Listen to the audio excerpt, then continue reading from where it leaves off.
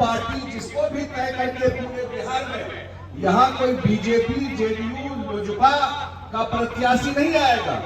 जो भी प्रत्याशी 243 सीट पे आएगा वो एनडीए का प्रत्याशी होकर के चुनाव लड़ने नहीं आएगा। इसलिए मैं सिर्फ 2-3 बात आपके बीच में रख करके, हम सब जानते हैं कि मुख्यमंत्री नीतीश कुमार जी प्रगति यात्रा में आए पूरे बिहार में घूमे। आज भी मैं सुबह एक प्रेस के कार्यक्रम में था, मैंने कहा कि ईमानदारी से विश्लेषण होना चाहिए। बहुत लोग को परेशानी होती है पिछला 15 साल और अभी के काम को जब हम लोग बोलते हैं। ईमानदारी से विश्लेषण होना चाहिए कि नीतीश कुमार जी 20 साल जो काम किए बिहार उसमें हरेक आदमी और हरेक घर को कुछ न कुछ फायदा हुआ कि नहीं। ईमानदारी से सोचिए, कोई घर बचा है जो नीतीश कुमार जी को वोट नहीं भी देते हैं, जो 20 साल से नीतीश कुमार जी को वोट नहीं दिए, ऐसा भी घर कोई बचा नहीं होगा जहां नीतीश कुमार के कामकाज का फायदा नहीं पहुंचा। कोई घर ऐसा नहीं बचा होगा जहां फायदा नहीं पहुंचा। मैं कभी कभी सोचता हूं, हम लोग धर्म कर्म में भी जाते हैं, ईमानदारी से जो सिर्फ नेता को नहीं देखना चाहिए, जनता को भी देखना चाहिए कि वोट के समय हम कितना ईमानदार रहते हैं। वोट के समय जो काम करता है हमारे लिए पास, उसके साथ खड़े रहता है कि नहीं रहता है। 20 साल से मुख्यमंत्री है, बिहार के सबसे लंबे काल के मुख्यमंत्री, इससे ज्यादा लंबा मुख्यमंत्री, इतने लंबे काल का मुख्यमंत्री दूसरा नहीं हुआ। नीतीश कुमार जी सारा रिकॉर्ड तोड़ चुके हैं। 20 साल से रहने के बाद भी देश में अगर ईमानदार नेता का बात आएगा तो नीतीश कुमार का नाम सबसे आगे जाकर के खड़ा होगा। ऐसा आपका मुख्यमंत्री है, कोई एक प्रश्न नहीं उठा सकता, एक छीटा नहीं है जिनके कपड़े पर। इसीलिए आज बिहार में इतना काम हुआ, उसका सबसे बड़ा वजह ये था कि आपका मुख्यमंत्री ईमानदार है, ऊपर में बैठ के कभी गड़बड़ नहीं किए, नहीं तो बिहार का मुख्यमंत्री को जेल जाने का प्रैक्टिस पहले ही कर देता था, आप सब जानते हैं। और ये काम मुख्यमंत्री जी 20 साल से की और इसका नतीजा है आज उन्होंने 3 घोषणा किया। मैं ज्यादा वक्त नहीं लूंगा, आप सब जानते हैं जो 18 साल के वोटर होंगे, जो 20 साल के वोटर होंगे, जो पहली बार वोट देंगे, शायद उनको उतना ध्यान नहीं होगा, लेकिन उनके जो परिवार के लोग हैं, उनके माता पिता हैं, उनके गांव आसपास के लोग हैं, वो सब लोग देखे हुए हैं। मुख्यमंत्री जी ने एक घोषणा किया सबसे बड़ा, जब नीतीश कुमार मुख्यमंत्री बने तो वृद्धावस्था पेंशन 200 रुपया था, मां बहन भी बैठी हुई है। पहले वो 200 को 400 किए नीतीश कुमार जी, और जब प्रगति यात्रा में घूम रहे थे, बहुत लोग बोल रहे थे गांव में कि पेंशन कम है, एकरा बढ़ा दियो कभी। कोई प्रपोजल लेके गया 700 कर दीजिए, कोई बोला कि 400 का 800 कर दीजिए। मुख्यमंत्री बोले नहीं, एक बार ऐसा बढ़ाएंगे कि लोगों को जब जेबी में जाएगा उसका वैल्यू समझ में आएगा कि नहीं। ठीक मुख्यमंत्री जी ने किया, 400 को सीधा कितना कर दिए, 1100 रुपया कर दिए। अब इतने लोग बैठे हुए, अकाउंट में 1100 आया कि नहीं आया है, बताइए ईमानदारी से, अकाउंट में आया कि नहीं आया है आपके? 1100 रुपया अकाउंट में गया। दूसरा काम किए, इस बिहार में बिजली नहीं था, 700 मेगावाट मुश्किल से बिजली पूरे बिहार में मिलता था। 4 घंटा 6 घंटा मुजफ्फरपुर शहर में भी बिजली नहीं रहता था, और आज पूरे बिहार में 22 घंटा से 24 घंटा बिजली रहता है। तो बिजली का युग चाहिए कि लालटेन में जाना है। अब तो बाजारों में लालटेन नहीं मिलता है, मिलता है लालटेन आपके मीनापुर में, लालटेन बाजार में मिलता है। तो जब वो लालटेन बाजारों से गायब हो गया, अब मिट्टी तेल भी खत्म है, जैसे बता रहे हैं 22 घंटा 24 घंटा बिजली रहता है। और मुख्यमंत्री जी पहले भी सब्सिडी देते थे सिंचाई में, 55 पैसा में सिंचाई की सुविधा बिजली से है, याद रखिएगा, 55 पैसा में। और बिजली बिल में छूट देते थे लेकिन इस बार मुख्यमंत्री जी ने तय किया कि 125 यूनिट बिजली, मतलब बिहार के लगभग 90% लोगों का अब बिल जीरो आ रहा है। आ रहा है कि नहीं आ रहा है बताइए? आया कि नहीं आया है जीरो बिल? बिजली बिल किया, लालटेन वाला बिजली नहीं कि बिजली बिल माफ कर दिया, उधर बिजली को काट दिया। बिजली ऐसे ही रहेगा जैसे आ रहा है, लेकिन बिजली बिल जीरो किया। ये क्यों कर पा रहे हैं मुख्यमंत्री? क्योंकि अपने बेईमान नहीं है।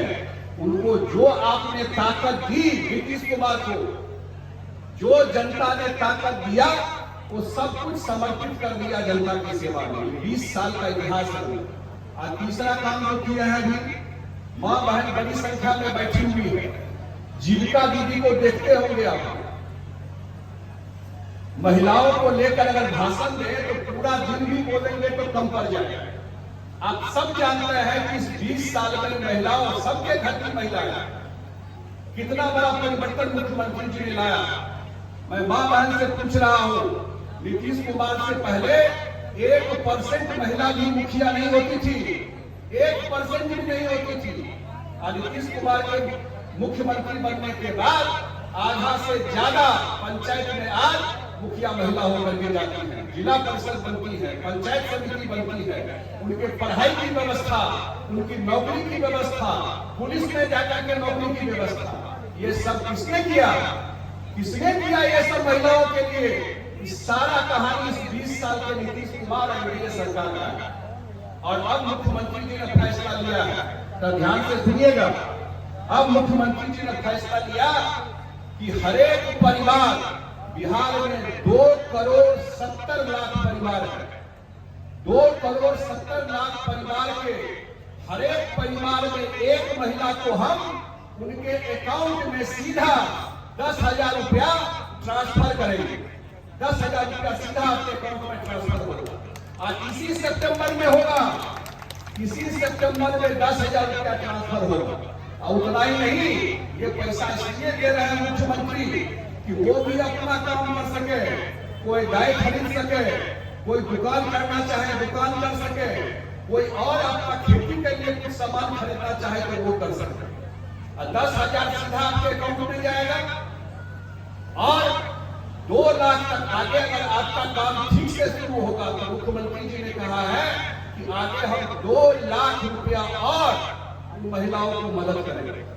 अब 2,70,00,000 महिलाओं के अकाउंट में 10,000 रुपया जाएगा। हिसाब जोड़ा है कितना हुआ बताइए? कितना हिसाब हुआ? 27,000 करोड़। जरा जीरो जोड़े करिए, घटे जीरो वैसे 27,000 करोड़ रुपया ग्रामीण क्षेत्र के महिलाओं को रोजगार करने के लिए एनडीए सरकार और मुख्यमंत्री जी ने तय किया है कि ये पैसा उनको काम करने के लिए देंगे और इसी महीना से ये उनके अकाउंट में जाना शुरू हो जाएगा। ये सब काम नीतीश कुमार जी के नेतृत्व में एनडीए सरकार कर रही है। और ये बात हमारे पूर्व वक्ता बोल रहे थे, ऐसा काम इसलिए भी हो रहा है, बहुत दिन के बाद बिहार को मौका मिला। कहाँ मौका मिला था? 20 साल से हम लोग भी देख रहे हैं, बहुत दिन के बाद बिहार को मौका मिला है कि डबल इंजन की सरकार। बिहार में सरकार था लेकिन केंद्र में सहयोग करने वाला सरकार नहीं था। आज आदरणीय प्रधानमंत्री जी केंद्र में है, अब बिहार में नीतीश कुमार जी का ड्रीम क्रिकेट में देखता है ना कि ये ड्रीम कॉम्बिनेशन है, सपना में सोचा ऐसा हो जाए और वो एक्चुअल में हो गया। केंद्र में प्रधानमंत्री नरेंद्र मोदी जी और बिहार में नीतीश कुमार जी मुख्यमंत्री। इसका फायदा क्या हुआ? 2 बजट आप देखे हैं, 2024 का बजट और 2025 का बजट। जो विपक्ष के लोग पार्लियामेंट में थे वो बोल रहे थे कि नहीं, लगता है केंद्र का बजट नहीं है, ये बिहार का बजट है। इतना सहयोग प्रधानमंत्री जी ने बिहार को किया है और इसका फायदा क्या है? बस मैं 2-3 मिनट में अपना बात समाप्त करूंगा। इसका फायदा क्या है कि मुख्यमंत्री जी के एनडीए सरकार में और सब काम हुआ, रोड बना, बिजली हुआ, शिक्षा में लोग महिलाएं इतनी आगे बढ़ी, कानून व्यवस्था ठीक हुआ। एक चीज जो कहीं न कहीं, लेकिन उसमें समय लगता था। मुख्यमंत्री चाहते भी तो तुरंत नहीं हो सकता था। वो था उद्योग, रोजगार, व्यापार। अब जो है ये जो सारा काम ठीक हो गया है। अब मुख्यमंत्री जी ने कहा है, और आप सब जानते हैं, नीतीश कुमार अगर वो कोई प्रॉमिस करते हैं, अगर वो कोई वचन देते हैं, तो कुछ भी प्राण जाए पर वचन न जाए। ये उनका आज तक का इतिहास रहा है। अगर जनता को उन्होंने कोई वचन दिया तो किसी हाल में वचन को पूरा करते हैं। उन्होंने कहा कि 1 करोड़ लोगों को हम अगले 5 साल में नौकरी और रोजगार देंगे। हम लोग मुख्यमंत्री जी को जानते हैं, वो अगर 1 करोड़ बोले हैं तो 1 करोड़ टपा ही देंगे, उसके नीचे नहीं रहेगा। वो हिसाबे से बोलते हैं कि जो हम कर सके वही बोलेंगे, और 1 करोड़ लोगों को नौकरी रोजगार देंगे। तो नौकरी तो जो सरकार में होगा, आप बताइए, इतना नौकरी हुआ, इतना टीचर का बीपीएससी से कोई कह सकता है क्या इसको जमीन लिखवा लिया कोई सरकार में कोई मंत्री? पूछिए तो किसी टीचर से, कोई गड़बड़ उसका कहीं हुआ है क्या? ये नीतीश कुमार है जो नौकरी भी ईमानदारी से, आप पैसा भी सीधा आपके अकाउंट में जाएगा, बीच में कोई गड़बड़ नहीं कर सकता है। तो मुख्यमंत्री जी ने ये कहा कि अब समय आ गया उद्योग का, और हर एक जिला में जमीन एक्वायर करना शुरू हो गया है। मैं एक ही बात कहूंगा, ये 5 साल जो सरकार है, क्योंकि अब 2 महीना से भी कम रह गया चुनाव का, नहीं है समय चुनाव में। आज क्या तारीख हो गया? 13 हो गया। आज 13 नवंबर तक तो चुनाव हो जाए, तो 2 महीना बचा हुआ है चुनाव में। इस चुनाव का सबसे महत्वपूर्ण बात यह है कि 5 साल सिर्फ सरकार बनाने का चुनाव नहीं है। ये चुनाव तय करेगा कि अगले 25 साल में बिहार कहां जाकर के खड़ा होगा। कितना महत्वपूर्ण चुनाव है ये, क्योंकि केंद्र और बिहार एक साथ खड़ा है, एक पेज पे है, दोनों मिल करके बिहार को बदलना चाहता है। जब इतना स्पीड में गाड़ी चल रहा है तो कोई चाहेगा बैक गियर में गाड़ी ले जाए। तो इसलिए सबसे बड़ा काम जो है, अगले 5 साल में उद्योग का जाल बिछ जाए। अब मुजफ्फरपुर में तो हम गए थे देखने मुख्यमंत्री जी के साथ, जो नए इन्वेस्टर आ रहे हैं, नया उद्योग लग रहा है। मुजफ्फरपुर तो मुझे लगता है उत्तर बिहार का उद्योग का सबसे बड़ा केंद्र बनने जा रहा है, सबसे बड़ा केंद्र बनने जा रहा है। मैं एक ही अपील करने के लिए आप लोगों से आया। आपके बगल में माता जानकी जी का मंदिर है, पुनौरा धाम। मुख्यमंत्री जी गए थे, गृह मंत्री अमित शाह जी आए थे, उसका शिलान्यास किया, और बिहार सरकार ने 1000 करोड़ रुपया दिया है। मां बहन खड़ी है, 1000 करोड़ रुपया दिया है कि पूरा पुनौरा धाम और सीता जी के जन्मस्थली को पूरा डेवलप किया जाए। तो मैं तो एक ही आग्रह करने के लिए आपसे आया हूं। पूरे बिहार में इससे पहले एनडीए सम्मेलन नहीं होता था, हर एक पार्टी अपना सम्मेलन करता था। पहली बार पूरे 5 दलों ने तय किया कि पहले जिला सम्मेलन और हम लोग विधानसभा सम्मेलन करेंगे। ऐसा नहीं कि ऊपर में नेता लोग एक हो गए और नीचे में कार्यकर्ता में कोई आपसी कोई गलतफहमी हो। इसीलिए ये विधानसभा सम्मेलन किया गया कि नेता भी ऊपर में अगर एक है तो हमारे जितने एनडीए के कार्यकर्ता हैं नीचे में सब एक साथ, क्योंकि बिहार का तकदीर और भविष्य इसी चुनाव से तय होगा कि अगले 5 साल में जो काम नीतीश कुमार जी ने तय किया कि जैसे महाराष्ट्र में, जैसे गुजरात में उद्योग लगा है। मेरे बात को याद रखिएगा, बोल के जा रहा हुआ कि जैसे महाराष्ट्र में असंभव नहीं है, इसी बिहार में बड़ा बड़ा काम हुआ है 20 साल में। जैसे महाराष्ट्र में, गुजरात में उद्योग लगा है, उसी तरह अगले 5 साल में बिहार में उद्योग का जाल बिछ जाएगा। रोजगार के लिए किसी को बाहर नहीं जाना पड़ेगा।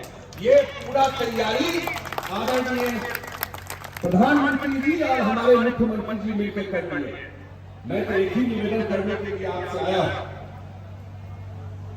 जो आने वाला चुनाव है, पिछली बार गड़बड़ा गया था, 2-4-5 सीट गड़बड़ाता तो सरकारें गड़बड़ा गई। तो आप ये समझिए कि कोसी और मिथिला के एरिया से सरकार बचा। ध्यान रखिएगा, ये सरकार बचा वहीं से, ये तो मामला स्लिप कर गया था, और एक बार स्लिप करता है तो पास बनाने में समय लगता है। मिथिला में कहावत है, मैथिली में कह दिया मिथिला में कहावत है, लिखो अवैया तो ना मिटवा अवैया, वो तो दोनों हाथ से मिले। पास बनाने में नीतीश कुमार ने अपना जीवन लगा दिया, बिहार को बिगाड़ने में 1 साल काफी। अगर गड़बड़ हो जाता पिछली बार तो फिर बिहार को कहां जाके खड़ा करता, अब फिर बिहार हमारे आपके जीवन में ठीक नहीं होगा। इसीलिए ये चुनाव इसलिए जरूरी है। मैं तो उन लोगों को भी अपील करता हूं जो नीतीश कुमार जी को अपने जीवन में वोट नहीं दिए, लेकिन कभी अपने आत्मा पे हाथ रख के सोचिए, जो उनके समर्थक वोटर है वो तो है ही, जो वोट नहीं दिए 4 चुनाव में नीतीश जी को, कभी अपने आत्मा पे हाथ रख के सोचिए कि इस आदमी ने अपने जीवन में कुछ नहीं किया बिहार की सेवा के अलावा। एक बार तो जरूर ऐसे लोग जो आज तक नहीं दिए, मैं उनसे भी अपील करता हूं, एक बार जरूर ये इस चुनाव में ये कम से कम मन में न रहे कि मौका मिला और इस आदमी के साथ खड़े रहेंगे। तो मैं एक ही अपील करने के लिए आप सबसे आया हूं कि जो भी प्रत्याशी एनडीए का हो वो पार्टी के नेता लोग तय करेंगे, लेकिन जो भी प्रत्याशी यहाँ पर एनडीए का हो एकदम मजबूती से, कितना से लीड किए थे हम लोग लोकसभा में बेलापुर में, दिनेश बाबू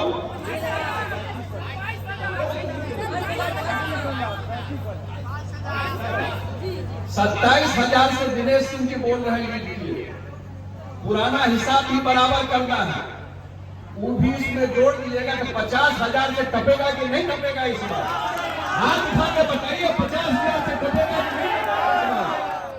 इसलिए यही आग्रह निवेदन करते हुए बिहार के भविष्य के लिए, हम सब के लिए ये जरूरी है कि नीतीश जी के नेतृत्व में एक बार फिर एनडीए की सरकार बने और अगले 5 साल में बिहार भी विकसित राज्य की श्रेणी में, जैसे गुजरात है और महाराष्ट्र है, बिहार भी वहां जाकर खड़ा हो। ये निश्चित 2025 में हम लोग बैठे हुए हैं, 2030 तक बिहार भी विकसित राज्य की श्रेणी में जाकर खड़ा होगा। यही अपील करते हुए और आप लोगों का स्वागत और धन्यवाद करते हुए मैं अपनी बात समाप्त करता हूँ। बहुत बहुत धन्यवाद।